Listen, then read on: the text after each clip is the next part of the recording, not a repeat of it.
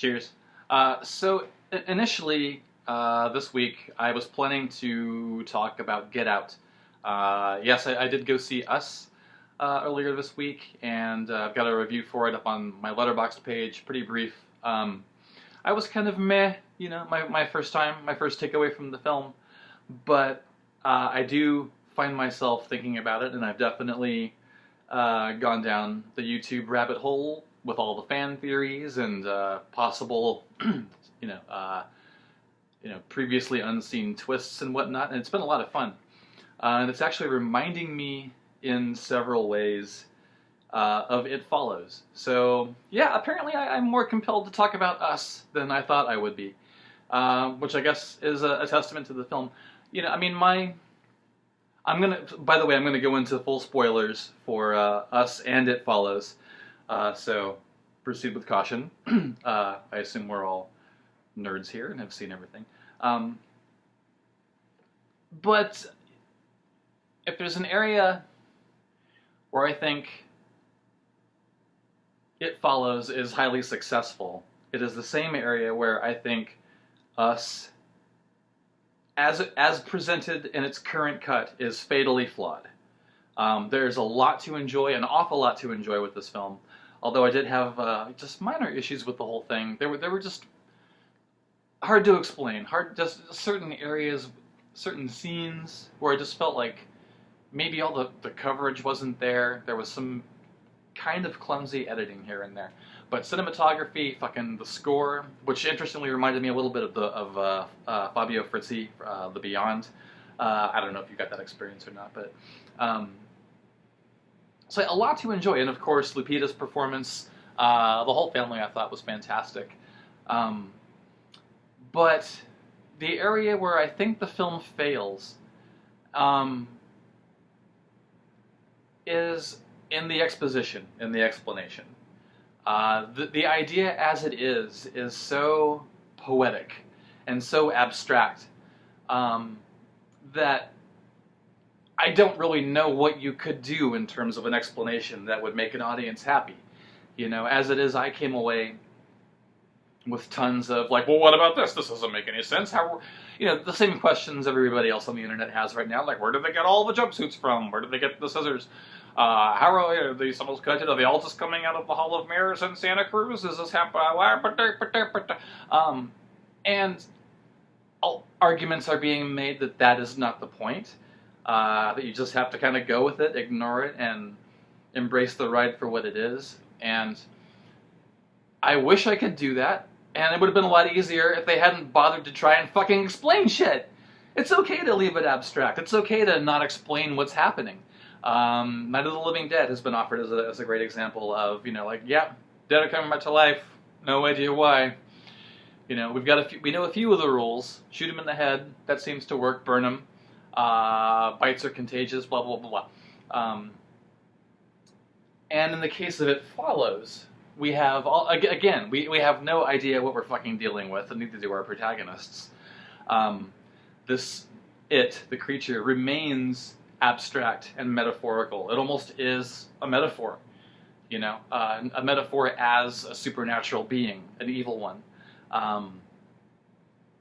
So we get the basic rules that this character, Hugh, has. He passes on to our traumatized protagonist. This thing's going to follow you. It'll never stop, but it only walks. You can't kill it. It changes form, these kind of things, everything that he could observe. And there's one extra rule, and this is what you call fridge horror. As you're processing the movie and what happened, and like, well, what about this? What about that? And then your mind goes, oh shit, and you think about a whole new wrinkle in the film. Sometimes that will happen. With It Follows, you definitely have to see it, I think, a second time, maybe a third, to catch that second rule, that extra rule, which is, I'll get back to the point, that if you sleep with somebody and it follows that person and kills them and comes back to you, it comes back more conscious, more able to strategize, and more sadistic, more evil. Which is why in that theater scene at the beginning, And in the swimming pool scene, you have it standing there as opposed to just walking. And it actually is strategizing. You know, it's much more conscious than unconscious. Maybe the first phase of it is instinctive. It's just follow, you know. And then it starts fucking with you when it comes back to you after you pass it to somebody and it comes back. And that is, you know, it's extra tragic because it's a rule that our characters wouldn't have any way of knowing. And it would have saved their ass in a spot or two, but unfortunately it just didn't work out that way. So by keeping it more vague, It Follows works way better. And there is a fridge horror moment as well in Us. There's a much discussed secondary twist right now, which was the sun switched out as well. The argument seems pretty convincing. I've seen it made by a couple different people in a couple different ways, and yeah, I'll buy it. And that's a cool concept, and I think it does speak to what is interesting about Us in comparison to Get Out. Get Out was a very specific race-related film, no doubt about it. This one is much more about classism, and of course, really interestingly, from a Jungian especially, I think it's a fascinating synchronicity that this movie and Climax both start off with a television screen flanked by videotapes that, you know, of movies that are relevant, you know, and influential to the film. So you have Chud and Goonies and all these movies about being underground. And Tuesday Nights, that's a very cryptic Easter egg. I'm sure somebody will figure that one out eventually. Let me know in the comments below. When you do. But yeah, so this... Fuck, where was I? Hold on, let me have a drink. I'll remember. So yeah, much more of a relation to classism. And in a way, very relevant to Trading Places from '82. Especially with... Both films seem to believe that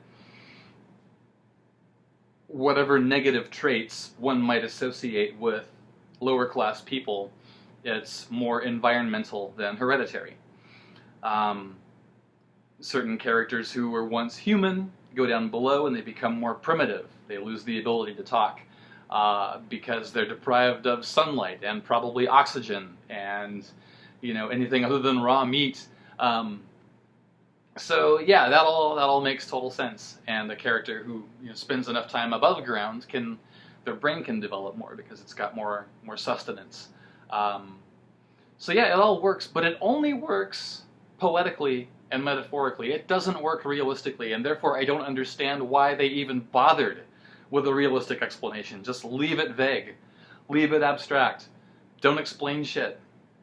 And maybe one day, I don't know, maybe this would benefit from a recut. Maybe this would benefit from a director's cut. I don't know. Like, some of these choices might have been